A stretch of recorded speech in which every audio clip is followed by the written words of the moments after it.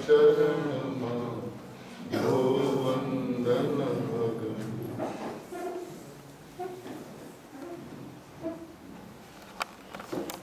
परम कृपाणु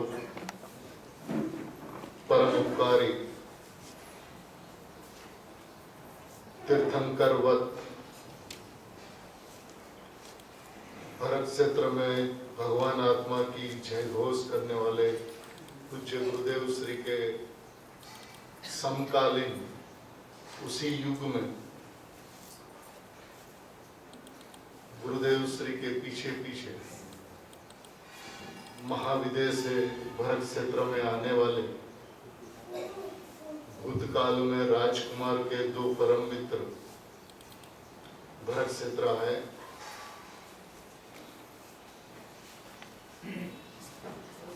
आश्चर्य और आनंद की बात तो यह है कि तीनों धर्मात्मा का जन्म सौराष्ट्र काठियावाड़ में हुआ, एक ही संप्रदाय में हुआ।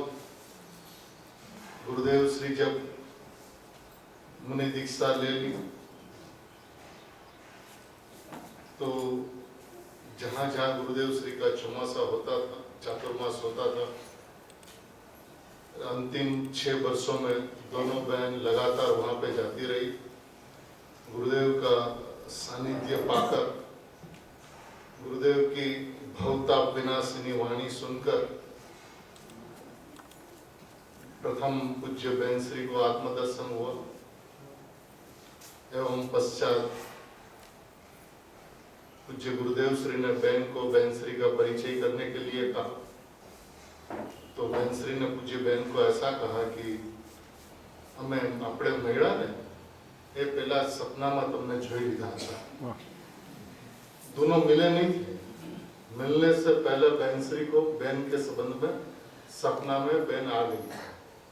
तो बोला क्या बहुत मिल लिए थे, ये बात भी इस पुस्तक के अंदर में भी है। और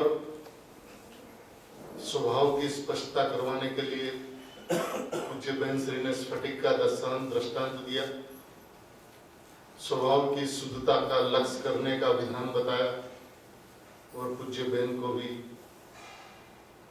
यथार्थ निर्णय होकर, पक्का निर्णय होकर आत्मा की अनुभूति हुई।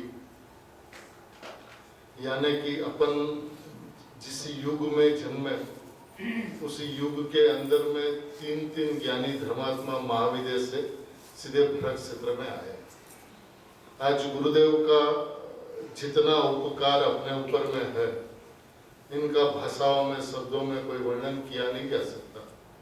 यदि कुछ कहने भी जाए तो आंख में अश्रु के अलावा और कुछ नहीं आ सकता।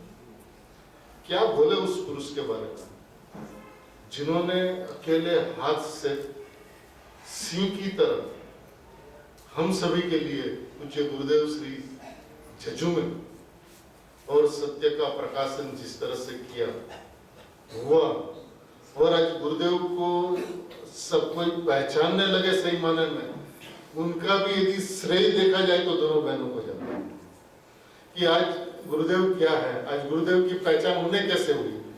उनके अपने अनुभव के पहले वो गुरुदेव को कैसा गुरुदेव देखते थे और अनुभव होने के बाद में गुरुदेव का ज्ञायक गुरुदेव कैसा है, वो अपना अनुभव होने के पश्चात गुरुदेव पता चला।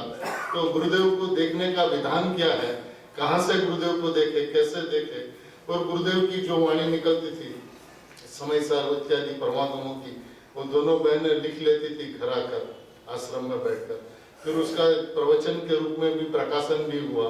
तो शासन प्रभावना का कार्य जिस तरह से दोनों बहनों के माध्यम से हुआ, सही में एक आश्चर्यकारी घटना। गुरुदेव तो यहाँ तक कहते थे कि आ जवाहरलाल नेहरू છે ને એ ભારતનું રાજ્ય ચલાવે છે, ભારતનું ઉપર શાસન કરે છે, પણ શાંતાબેનની શક્તિ તો એવી છે કે જો એને મળે તો એ એશિયાનું શાસન ચલાવી શકે।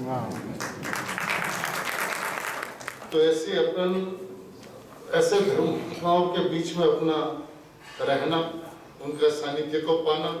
अब जब बच्चे लोग दोनों बहनों के पास जाती थी तो स्वाध्याय किस तरह से करना, गुरुदेव को किस तरह से सुनना, मूलभूत बात के ऊपर में वचन किस तरह से आना चाहिए इत्यादि जो शिक्षा, जैसे होता ना, वो जब बच्चा का जन्म होता है तो माँ गढ़तुती पिलाती है, उस तरह से ये दोनों माताएं ने सारे भारतवर्ष के सभी बच्चों को आत्मा सिखलाया, आत्मा गणपति में पिलाया।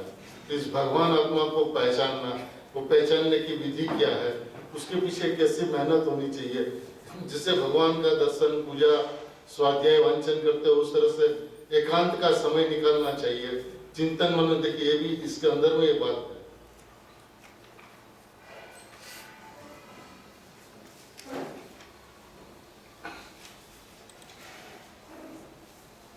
પુરુષાર્થ ઉપાડવા માટે અમારે શું કરવું? 17 નંબરનો પ્રશ્ન છે, प्रश्न 129 पर पुरुषार्थ उपाड़वा માટે અમારે શું કરવું?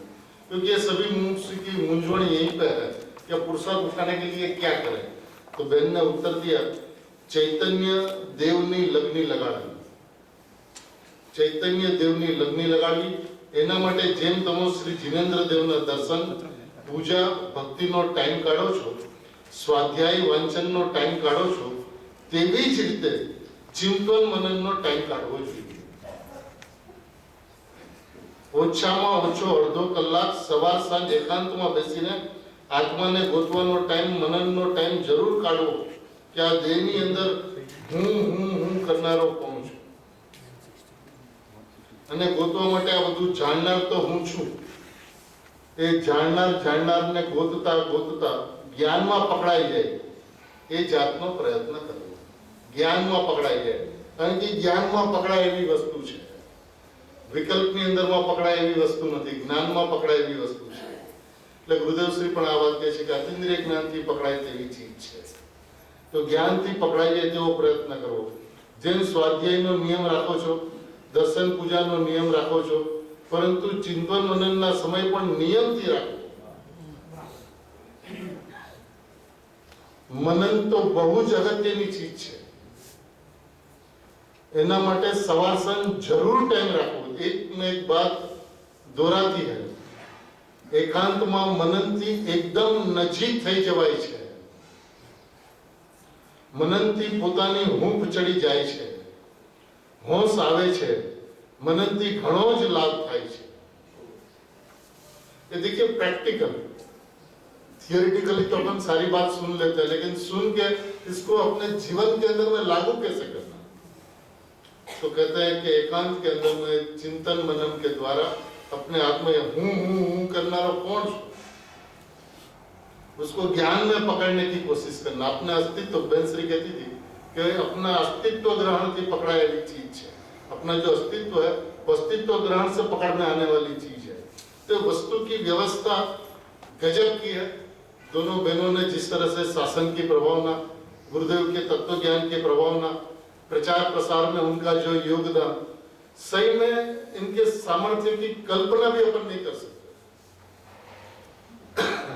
जो हुकम साहब ने और बाबूजी ने जो बताया कि नेमीचंद जी पाटनी के साथ में कितना आगे से प्रोग्राम चला रहता था, प्लानिंग होते रहता था।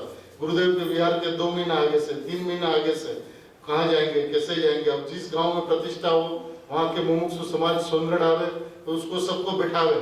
अरे भगवान पधारे छे ने, कि भगवान पधारे छे એટલે प्रतिमा નથી પધારતી, સાક્ષાત जिनेन्द्र देव આવે છે તમારાથી।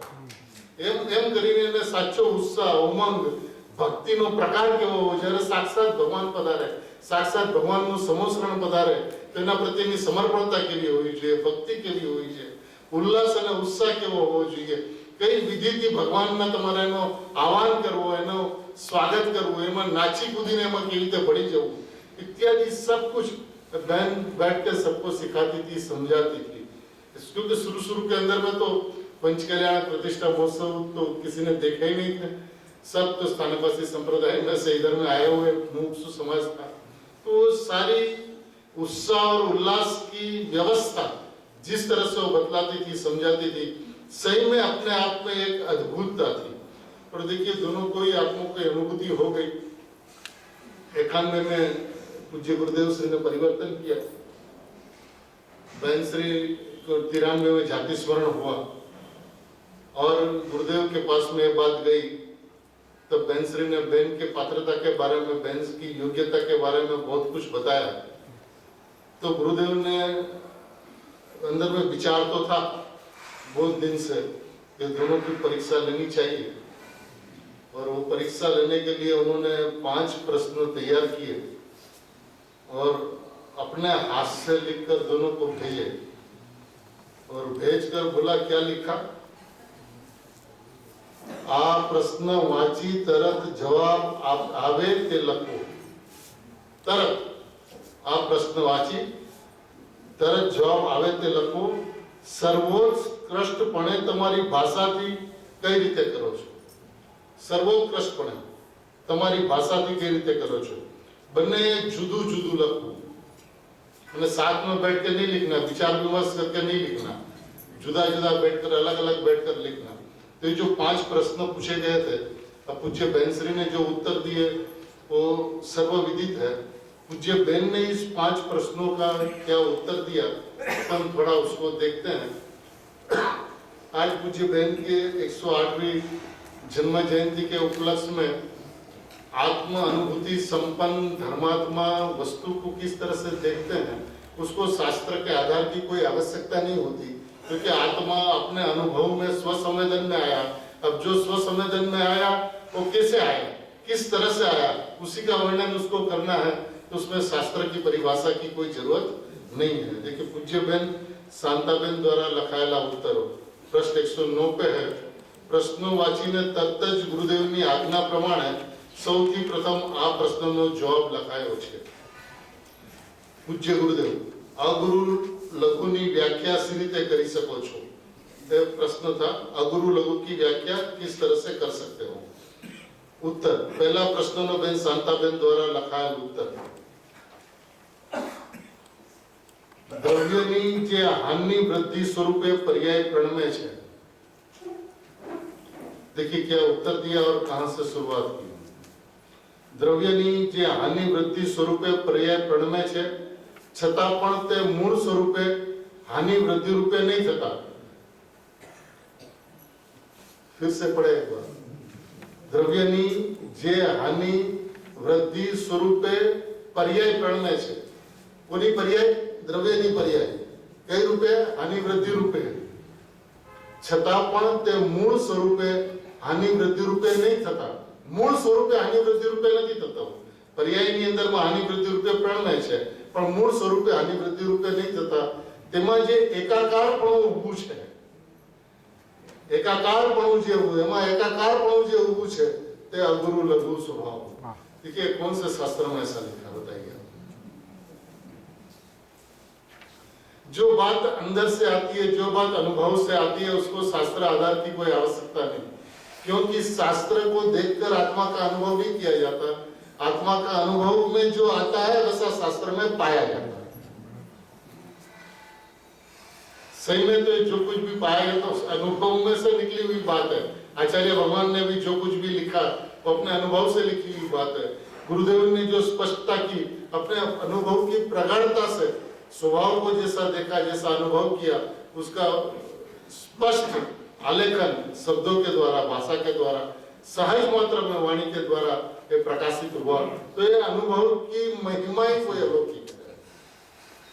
बाकी अगुरु लघु स्वभावની વિશેષ સ્પષ્ટ વ્યાખ્યા થવા તરફ લક્ષ્ય પહોંચતું નથી। અનુભવમાં જ્ઞાન સવિકલ્પ કયા પ્રકારે છે તેની જે વ્યાખ્યા આવી છે તેમાં અગુરુ લઘુ સ્વભાવની વ્યાખ્યા સમાઈ છે,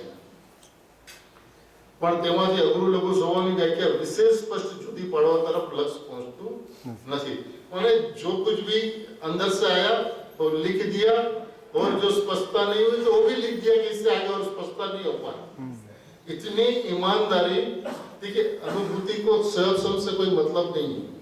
आपकी धारणा में आत्मा के संबंध में जो कुछ भी हो उससे आत्मा की अनुभूति नहीं होती, और अनुभूति में आपको जो आता है वो भाषा में आ ही जाए ऐसा भी नहीं होता। जो आ जाता है वो आ जाता है, जो नहीं आता वो नहीं आता। उसलिए तो श्रीमद जी ने कहा सर्वज्ञ दिखो ज्ञान में कही सक्या नहीं, जे पद सर्वज्ञ दिखो ज्ञान में कही सक्या नहीं। श्री भगवान जो તે પદને અન્ય વાણી તો શું કહે, અનુભવ ગોચર માત્ર રહ્યું તે જ્ઞાન। પરમ પુરુષ શ્રી સદગુરુના જ્ઞાનનું લક્ષ્ય જ્યાં જ્યાં પ્રણમે છે। देखिए क्या लिखते हैं गुरुदेव के बारे में। परम पूज्य श्री सदगुरुना ज्ञानનું લક્ષ્ય જ્યાં જ્યાં પ્રણમે છે તે સર્વ કાર્યોમાં અથાગ ઉપકાર જ હોય છે। પરમ પુરુષ શ્રી સદગુરુદેવને અને તેમના પરમ ઉપकारને वारंवार नमस्कार है। अब दोनों बहनों को कभी भी किसी भी वक्त कोई भी प्रश्न पूछ लो तो शुरुआत वहां से गुरुदेव तो बधु कीधुं छे, गुरुदेव में बधु आवी जाए छे।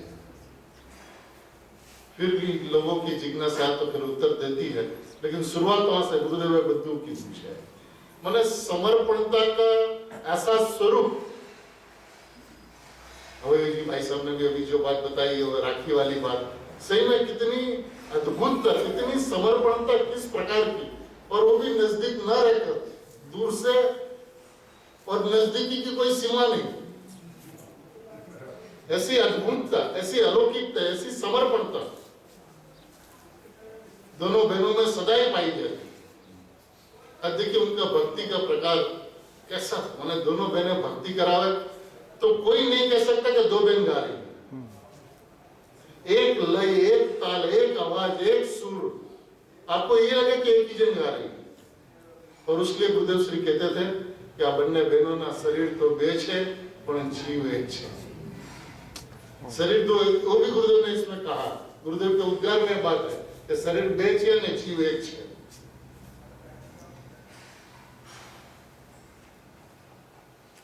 हाँ, जो कोई प्रश्न है 101 नंबर का प्रश्न, अहो शांताबेन एमना आत्मानी केवी पात्रता અને સાથે એમના પુણ્ય પણ કેવા કે એમને આવા ચંપાબેનનો યોગ મળી ગયો। ચંપાબેન સાથે શાંતાબેન સિવાય બીજું કોઈ ભક્તિમાં ભળી ન શકે। આ બંને બહેનો તો એક જ કહેવાય, એમના શરીર બે છે પણ જીવ એક છે। એક શરીરમાં તો અનેક જીવો હોય, પરંતુ આ તો બે શરીરમાં એક જીવ છે, એમનો એવો અંતરનો મેળ છે। अब दूसरा प्रश्न, ज्ञान स्विकल्प है तो अनुभव वखते स्विकल्प कई रीते छे, तेनी घटना कई रीते छे। बीजा प्रश्ननो बेन शांताबेन द्वारा उत्तर लखाय उत्तर, आत्माना निर्विकल्प अनुभव वखते, आत्मा के निर्विकल्प अनुभव के समय ज्ञायक स्वरूपे प्रकट उपयोग बने सहज परिणमता है। आत्माना निर्विकल्प अनुभव वखते ज्ञायक स्वरूपे प्रगट उपयोगपणे सहज परिणमे छे। જ્યારે અનુભૂતિ થાય છે, નિર્વિકલ્પતા હોય છે, ત્યારે એ દ્રવ્ય એટલે કે આત્મા સ્વયં પરિણમે છે। ઉપયોગપણે, પ્રગટપણે, પરિણામીપણે, એમાં અપરિણામી અને પરિણામ એવા ભેદ રહેતા નથી। જે કંઈ પણ પરિણમી રહ્યો છે તે આખો આત્મા છે, એમાં દ્રવ્ય અને પર્યાય એવા ભેદ પડતા નથી, એવા વિભાગ રહેતા નથી, એવા વિભાગ અનુભવમાં આવતા નથી। જે કંઈ પણ અનુભવમાં આવી રહ્યો છે તે આત્મા છે। આત્માના નિર્વિકલ્પ અનુભવ વખતે જ્ઞાયક સ્વરૂપે પ્રગટ ઉપયોગપણે સહજ પરિણમે છે। તે વખતે જ્ઞાતા દ્રવ્યમાં પ્રગટપણે કોઈ અચિંત્ય અને અદ્ભુતતાએ, તે વખતે જ્ઞાતા દ્રવ્યમાં પ્રગટપણે કોઈ અચિંત્ય અને અદ્ભુતતાએ જુદી જુદી જાતના સ્વભાવ સ્વરૂપે, જુદી જુદી જાતના સ્વભાવ સ્વરૂપે, જુદી જુદી અવસ્થાના જુદા જુદા તરંગો અને જુદી જુદી રમત સ્વરૂપે કોઈ અદ્ભુતતાએ આત્મદ્રવ્ય પ્રણી રહ્યું છે। आत्मा का एक स्वभाव तो है नहीं, अनेक स्वभाव, अनंत स्वभाव आत्मा में ज्ञान है, दर्शन है, चारित्र है, सुख है, और सबका परिणाम है। जुदी जुदी जातना स्वभाव स्वरूपे जुदी जुदी अवस्थाना जुदा जुदा तरंगो અને જુદી જુદી રમત સ્વરૂપે કોઈ અદ્ભુતતાએ આત્મદ્રવ્ય પ્રણવી રહ્યું છે। તે બધા સ્વભાવો, અવસ્થા અને તરંગોને જ્ઞાન જાણે છે। બધા સ્વભાવો અને અવસ્થાને જ્ઞાન જાણે છે, એટલે જ્ઞાનને જાણે છે, જ્ઞાન દર્શનને જાણે છે, જ્ઞાન ચારિત્રને જાણે છે, જ્ઞાન આનંદને જાણે છે। શ્રદ્ધા આંગળી છે, શ્રદ્ધાને જાણે છે પણ તો કે જ્ઞાન જાણે છે। આનંદ વેદાય છે એને જાણે છે પણ તો કે એને જ્ઞાન જાણે છે। એટલે ગુરુદેવ શ્રી ઘણી વખત એમ કહેતા કે જે શ્રદ્ધા જે છે ને એ શ્રદ્ધાનું જ્ઞાન નથી, એ જ્ઞાનની શ્રદ્ધા છે, એ જ્ઞાનનો દર્શન છે, એ જ્ઞાનનો આનંદ છે, એ જ્ઞાનનો અનુભવ છે। જે કંઈ પણ છે એ બધું જ્ઞાનનું છે। તો એવી રીતે અહીંયા જે આખું જે દ્રવ્ય જે પડી રહ્યું છે તે બધા સ્વભાવો, અવસ્થા અને તરંગોને, એ બધી અવસ્થાઓને અને તરંગોને, અનુભવને, સ્વસંવેદનને જ્ઞાન જાણે છે। તે જ્ઞાનની સવિકલ્પતા છે। જ્ઞાનને જાણે છે એ જ્ઞાન સ્વભાવથી નિર્વિકલ્પ છે. ભાઈ જ્ઞાન નિર્વિકલ્પ હોવા છતાં પણ જ્ઞાન બીજા અનંત ગુણોને, એના સ્વભાવોને, એના પરિણમને, એ જે આખું દ્રવ્ય પરિણમી રહ્યું છે તેને જાણે છે. એ શું છે? એ જ્ઞાનની સવિકલ્પતા છે. કાલે આપણે એક વાત થઈ કે સવિકલ્પતાના 3 પ્રકાર. એક તો મનના અવલંબન પૂર્વક જે વિકલ્પ થાય છે એને આપણે સવિકલ્પ કહીએ. એક નિર્વિકલ્પતા થતા પહેલા જે પાકો નિર્ણય થાય જેને સવિકલ્પ સ્વસંવેદન કહેવામાં આવે છે, નિર્વિકલ્પ વદ કહેવામાં આવે છે. એ એક સવિકલ્પ સ્વસંવેદન. અને અહીંયા જે સવિકલ્પતા છે એ નિર્વિકલ્પ અનુભવ વખતે જ્ઞાનની સવિકલ્પતા કેવા પ્રકારની હોય છે કે જેમાં બીજા અનંત ગુણોનું જે પરિણમન જે છે એને એ જ્ञान जाने છે. अब देखिए कौन सा शास्त्र का अभ्यास था इस समय बेन को? ये साकार उपयुक्त है। साकार उपयुक्त कौन सा शास्त्र का अभ्यास था? गुरुदेव की वाणी थी और श्रीमद् राजचंद्र का पुस्तक दोनों बहनों के पास में रहता. लेकिन ये जो अनुभूति है वो तो अपनी थी ना, तो शास्त्र की अनुभूति थोड़ी थी. तो प्रत्यक्ष अनुभव में आने वाली चीज है, स्वसंवेदन में आने वाली चीज है. तो कहते ही सविकल्पता છે. અંતર્મુહૂર્તની અનુભવ સ્થિતિમાં જ્ઞાયક દ્રવ્યમાં ઉપર લખ્યા મુજબ જુદી જુદી જાતના અવસ્થા અને તરંગો ક્ષણે ક્ષણે પ્રણમે છે.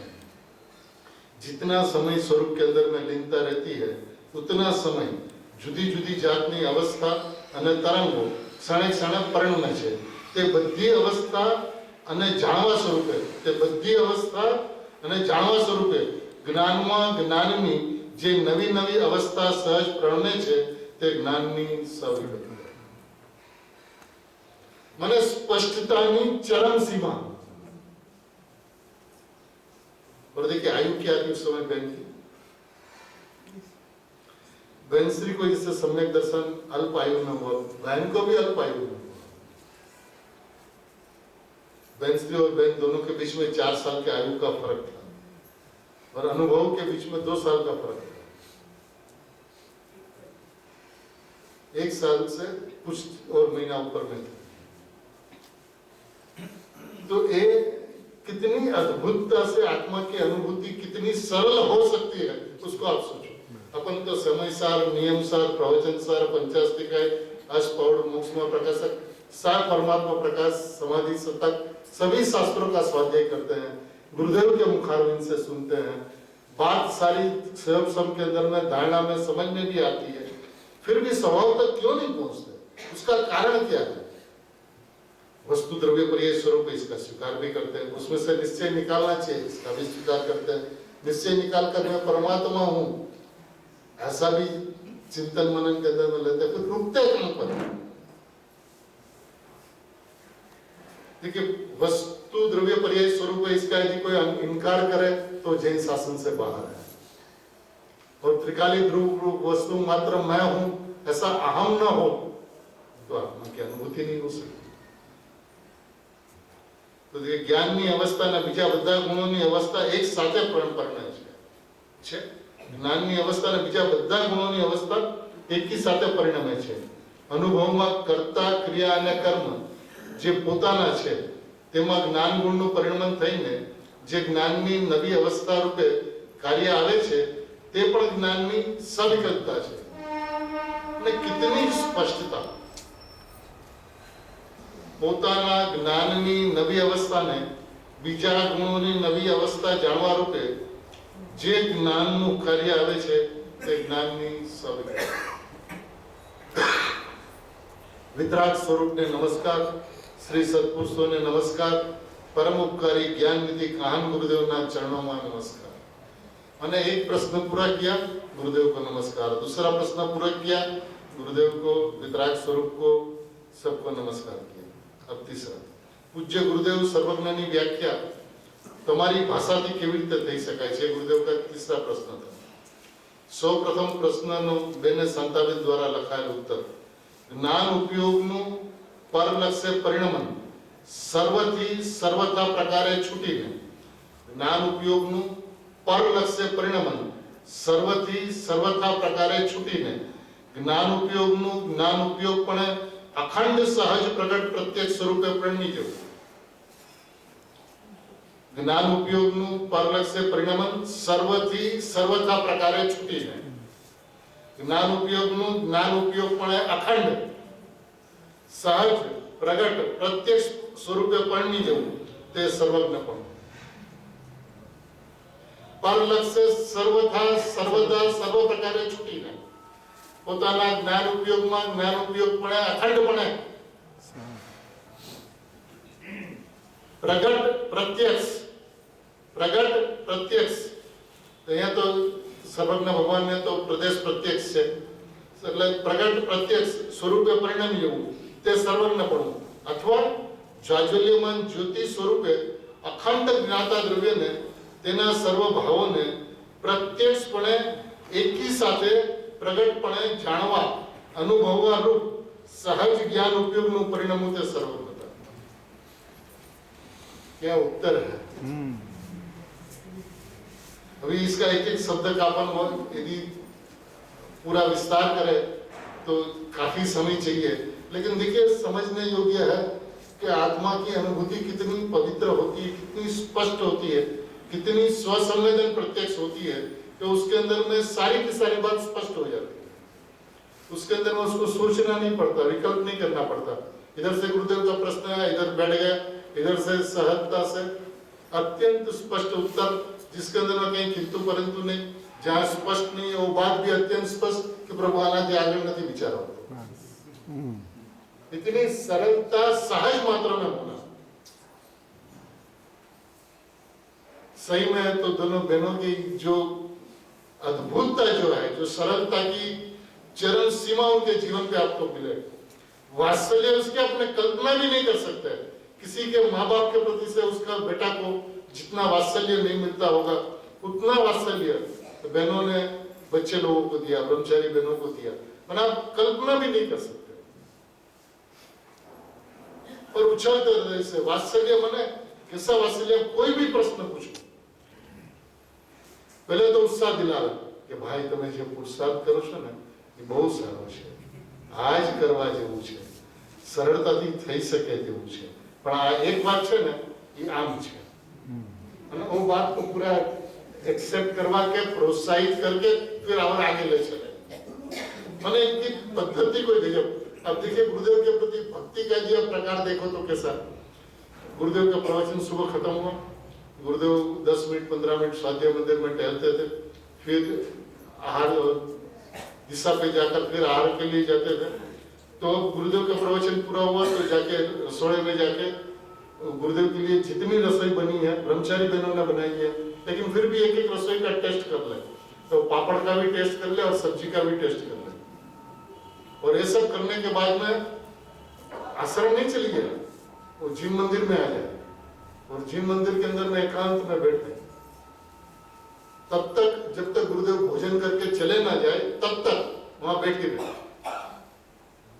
फिर जब गुरुदेव चले जाए भोजन करके आहार लेके तब फिर अपना एकांत के अंदर में घंटा भर मंदिर में बैठ गए. तो मैंने इस समर्पणता का प्रकार क्या हो सकता है इसकी कल्पना भी आज का जगत कर नहीं सकता. शासन के प्रति समर्पणता, गुरु के प्रति समर्पणता, देव धर्म के प्रति समर्पणता, भक्ति का प्रकार, पूजा का प्रकार किस तरह से होना चाहिए, गुरुदेव का स्वागत किस तरह से होना चाहिए, भगवान का स्वागत किस तरह से होना चाहिए, कितना विवेक बरतना चाहिए, किस तरह से बरतना चाहिए, सब कुछ दोनों बहनों ने सबको सिखाया.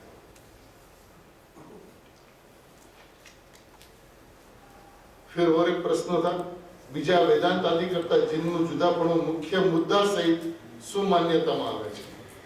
वेदांत भी आत्मा शुद्ध कहता है और जैन दर्शन भी आत्मा शुद्ध कहता है. तो दोनों का फर्क मुख्य मुद्दा सहित क्या अंतर है, क्या मान्यता में आता है, उसका उत्तर जैन छात्रव्य ने मान्य रखे छे. देखिए शुरुआत कहां से हुई. जैन छात्रव्य ने मान्य रखे छे ने तेना निमित्त नैमित्तिक संबंध रूप भाव ने पण मान्य राखे छे. निमित्त नैमित्तिक संबंध ने मान्य राखे छे जैन दर्शन. જેમ છદ્રવ્યને માને છે, માન્ય રાખે છે, એમ નિમિત્ત નૈમિત્તિક સંબંધને પણ માન્ય રાખે છે. ત્યારે વેદાંત એક જ દ્રવ્યને માને છે. તે એક જ દ્રવ્યને માનતા નિમિત્ત નૈમિત્તિક સંબંધરૂપ ભાવનો નિષેધ થઈ જાય છે. તેનો નિષેધ થતા નૈમિતિક રૂપ જે દ્રવ્યનો સ્વભાવ, निमित्त देवगुरु शास्त्र और नैमितिक कौन है? निषेध થતા નૈમિતિક રૂપ જે દ્રવ્યનો સ્વભાવ તેનો નિષેધ થાય છે. छह द्रव्य मानता, निमित्त नैमितिक संबंध को मानता. अब जब निमित्त को देव को निमित्त माना, गुरु को निमित्त माना, शास्त्र को निमित्त माना, तो उसका नैमितिक अपना द्रव्य, अपना आत्मा. अब जब उनको मानता ही वो एक ही द्रव्य को मानता है तो नैमितिक पना का निषेध होता ही अपना द्रव्य का निषेध हो जाता है. અને સ્વભાવનો નિષેધ થતા દ્રવ્ય વસ્તુનો નિષેધ થાય છે. એટલે જૈનના અભિપ્રાયમાં વસ્તુ દ્રવ્યનું અખંડ અસ્તિત્વ રહે છે. જૈન દર્શન જે રીતે વસ્તુને માને છે એમાં એનું અખંડ અસ્તિત્વ રહે છે, ત્યારે વેદાંતના અભિપ્રાય પ્રમાણે દ્રવ્યની સ્વાધીનતા વગેરે બધું ઉડી જાય છે. એટલે વસ્તુ સ્વભાવની કઈ પણ વ્યવસ્થા કે મર્યાદા રહેતી નથી. તેમ પરદ્રવ્યનું નિમિત્ત પામીને आत्मद्रव्य पर्याय विकार परिणमे छे.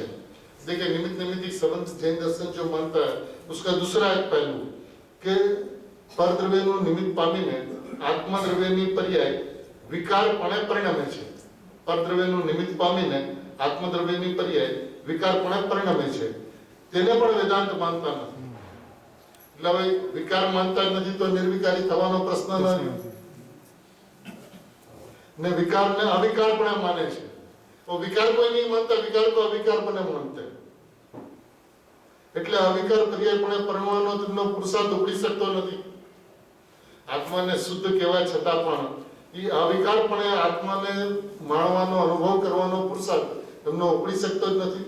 એટલે તેના અભિપ્રાય પ્રમાણે તેને સંપૂર્ણ કાર્ય સિદ્ધ થઈ શકતું નથી અને તે સંપૂર્ણ સુખને અનુભવી પણ શકતા નથી.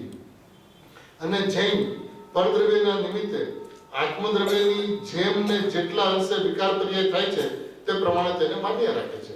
आजे आत्माथी एवो नथी होतो के जे परिणामनी अंदरमां राग छे, विकार छे, अधुरास छे, ओछप छे ने स्वीकारे नहीं. ए निर्विकार स्वभावनी वात करे, त्रिकाली ध्रुवद्रव्यनी वात करे तो ए पर्यायनी जे वर्तमान स्थिति छे एनुं एने ज्ञान होय छे, एनुं एने स्वीकार होय छे. ए भूलने स्वीकारे छे अने अभूत स्वरूपनी वात करे छे के अभूत स्वरूपना लक्ष्य भूल टળી જાય છે પણ ભૂલ સ્વીકારે છે અને અભૂત સ્વરૂપને જુએ છે. એ જૈન દર્શન આ વસ્તુને માન્ય રાખે છે. એટલે અવિકાર પર્યાય પરિણમવાનો તેમનો પુરુષાર્થ ઉપડી શકે છે. એ સાચે માર્ગે ચાલે છે એટલે અવિકાર પર્યાય પરિણમવાનો તેમનો પુરુષાર્થ જે છે એ ઉપડી શકે છે. એટલે તે સર્વ કાર્ય સિદ્ધિને પણ પહોંચી શકે છે અને તે સંપૂર્ણ સુખને અનુભવી પણ શકે છે. માટે જૈનનો અભિપ્રાય સત્ય છે અને વેદાંતનો અભિપ્રાય તે સત્ય નથી. આ રીતે વેદાંત અને જૈન જુદા પડે છે. વેદાંત આત્માને સર્વથા શુદ્ધ માને છે અને જૈન પણ દ્રવ્ય દ્રષ્ટિએ શુદ્ધ માને છે. એટલે તે અપેક્ષાએ સાધારણ રીતે બે એક છે તેમ કહી શકાય. પણ વેદાંત શુદ્ધ માને છે તે શુદ્ધનું યથાર્થ સ્વરૂપ સમજ્યા વગર શુદ્ધ માને છે, ત્યારે જૈન છે તે શુદ્ધ યથાર્થ સ્વરૂપ સમજીને શુદ્ધ માને છે. માટે તે રીતે પણ જૈન અને વેદાંત બંને જુદા પડે છે. આ ચોથો સવાલ અને અંતિમ પ્રશ્ન છે, આત્મા આનંદ અને નિર્વિકલ્પતામાં ભેદ અથવા કાળનું આત્રું શું છે? આત્મા આનંદ અને નિર્વિકલ્પતામાં ભેદ અથવા કાળનું આત્રું શું છે તે પ્રશ્ન વાંચી તરત જવાબ આવે તે લખો. સર્વોત્કૃષ્ટપણે તમારી ભાષાથી કઈ રીતે કરો છો બંને જુદું જુદું લખો. એ જે ગુરુદેવે લખ્યું આ પ્રશ્ન પછી એમણે અહીંયા રિપીટ કર્યું છે. હવે પાંચમા પ્રશ્નનો બેન પૂજ્ય શાંતાબેન દ્વારા લખાયેલો ઉત્તર. આ પ્રશ્ન વાંચીને તરત લખાયેલો છે.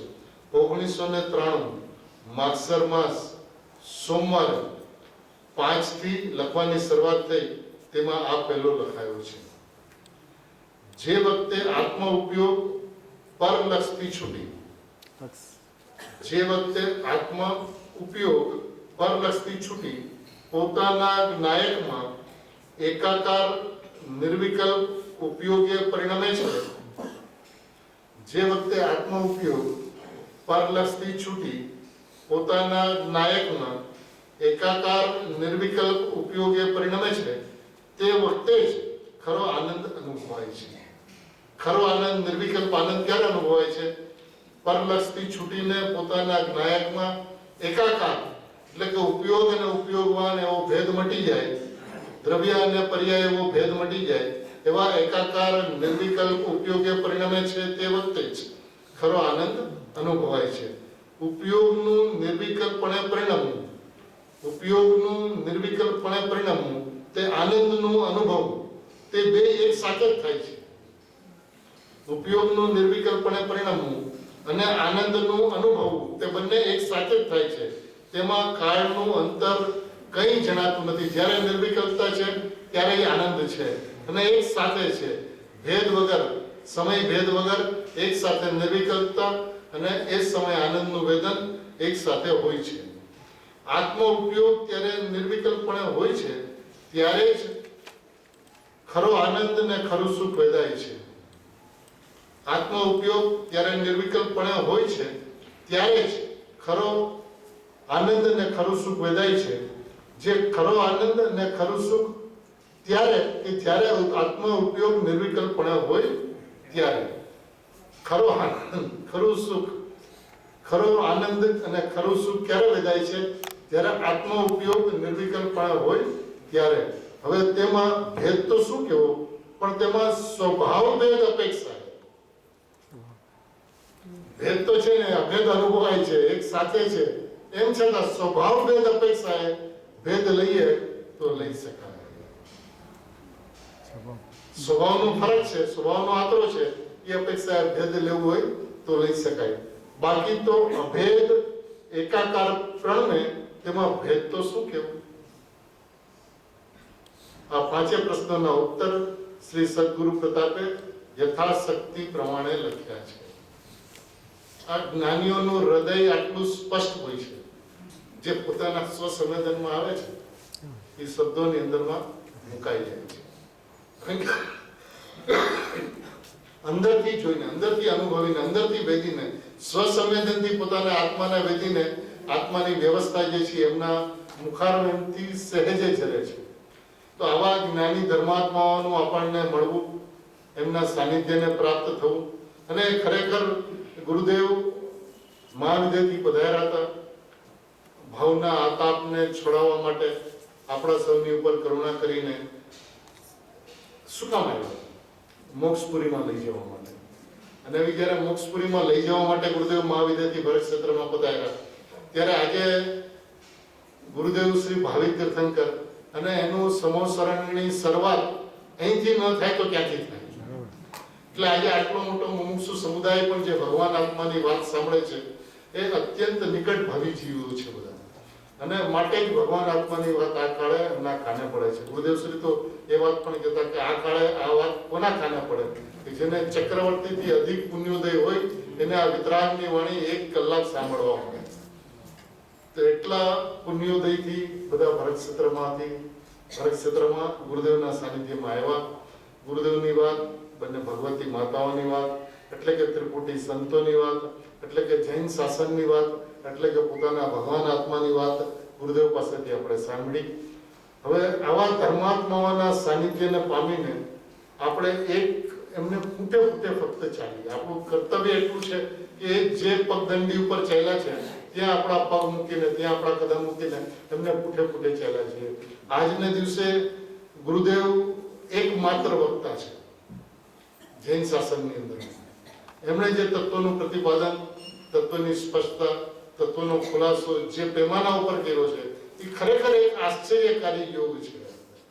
અને આપણે સૌ પણ ગુરુદેવના પૂઠે ભગવતી માતાઓને પૂઠે ભગવાન આત્માનું સ્વરૂપ વ્યવસ્થિત રીતે સમજીને, હવે ભાઈ સાહેબે જેમ કીધું તેમ કે જે ધરા ઉપરથી વાત કરવામાં આવી છે એ પ્રમાણ વસ્તુ વ્યવસ્થાને બરકરાર રાખી, કે વસ્તુ જો દ્રવ્ય પર્યાય સ્વરૂપ છે એનો જ જો સ્વીકાર નહીં કરે. હવે પર્યાયનો નિષેધ કીધો, પર્યાયને હે કીધું, પર્યાયને પર સ્વભાવ કીધો, પર્યાયને પરદ્રવ્ય કીધો એટલે પરદ્રવ્ય થઈ ગયું. એમ નથી. ત્યાં હેતુ શું છે? અપેક્ષા શું છે? અપેક્ષા શુદ્ધ સ્વભાવને બતાવવો છે, ત્રિકાળી સ્વભાવને બતાવવો છે, એનું અહમ થાય, એનું એકત્વ થાય અને પર્યાયનું મમત્વ છૂટી જાય. એ અપેક્ષા એ વાત કરવામાં આવી છે. એ અપેક્ષાને લક્ષ્યમાં રાખીને જો દ્રવ્ય દ્રષ્ટિના વિષયને સમજવામાં આવે, એમાં એકત્વ કરવામાં આવે તો આપણે સૌ કોઈ ગુરુદેવને, ભગવતી માતાઓની પૂઠે એમના માર્ગે વિચરતા, એમનો ખેસ પકડીને, તો ગુરુદેવને ઘણી વખત હસતા કહેતા, સાહેબ હવે આપના જે ખેસ પકડ્યો છે ને તો તો મોક્ષપુરીમાં જઈને છૂટશે પેલા છૂટવાના. તો આપણે સૌ કોઈ પૂજ્ય ગુરુદેવ શ્રીના પૂઠે પૂઠે ભગવતી માતાઓના પૂઠે પૂઠે આગળ વધતા પોતાના આત્મહિતને સ્વતંત્રપણે સ્વાધીનપણે એક નાનકડો પ્રસંગ કહીને કે ગુરુદેવની દ્રષ્ટિ શું હતી અને એ વાત સમજવા જેવી છે કે જવાબદારી આપણી, ભલે આપણે ગુરુદેવના શાસનની અંદરમાં ગુરુદેવને પૂઠે પૂઠે ચાલીએ પણ આપણી જવાબદારી શું છે. એક ઉલ્લાસભાઈ, હું 10 વર્ષનો હતો, સોનગઢ ગયો 1.5 મહિના માટે અને 4 મહિના રહી ગયો હતો, રોકાઈ ગયો. નાના ભાઈ બહેનો પણ સાથે હતા અને પછી કલકત્તા જવાનો કોઈ સથવારો ન મળે તો દાદી કે તો કેવી રીતે જશો કલકત્તા? તો ટિકિટ કપાઈ જાય. અમે લોકો 3 ભાઈ બહેન એકલા રહ્યા. હું 10 વર્ષનો, બેન નાની 9 વર્ષની, બીજી 8 વર્ષની. ગયા અમે લોકો ટિકિટ કપાઈ. હવે કોઈ જઈને ગુરુદેવને કહી દીધું કે સાહેબ આ તો એકલો જાય છે કલકત્તા, કોઈ સથવારો નથી, 4 દિવસનો રસ્તો અને એકલો જાય છે. ગુરુદેવ ઉત્તર શું એ ખબર છે? ગુરુદેવ કે સીધું એકલો જવાનું છે, તમને ખબર છે? જેનો દ્રષ્ટિકોણ જ આવો હતો છે પુરુષ. મને તમે કોઈ પણ વાત કરો, ક્યાંયથી પણ કરો, કઈ પણ જગ્યાથી કરો, એ લઈ જાય તમને શું રાખવું? વ્યવહાર લઈ જાય તો સિદ્ધ સાનિધ્ય. તો આવા જ્ઞાની પુરુષોનો આપણને યોગ થયો, સાનિધ્ય મળ્યું અને એ વાણી આજે 9,500 પ્રવચનો આપણી પાસે પ્રત્યક્ષ રૂપે રહી ગયા. એનું ચિંતન મનન કરી પોતાના આત્મા માટે એકાંતનો, જે પૂજ્ય બેન કહે છે એમ, એકાંતનો સમય ગોતી પોતાના આત્માના ચિંતન મનન દ્વારા શ્રદ્ધાની અંદરમાં મજબૂત કરી, પ્રયોગની અંદરમાં એ વાતને મૂકીને, વિશ્વાસની અંદરમાં એ વાતને મૂકીને, આચરણની અંદરમાં એ વાતને મૂકીને આપણે તેમને પૂઠે પૂઠે આગળ વધીએ એવી મંગલ ભાવનાપૂર્વક આપણા સૌ વતી પૂજ્ય બેનના આજના એમના મંગલમય જન્મ દિવસે કોટી કોટી વંદન કરતા, અનંત અનંત વંદન કરતા નમસ્કાર કરીએ. જય હો, જય હો.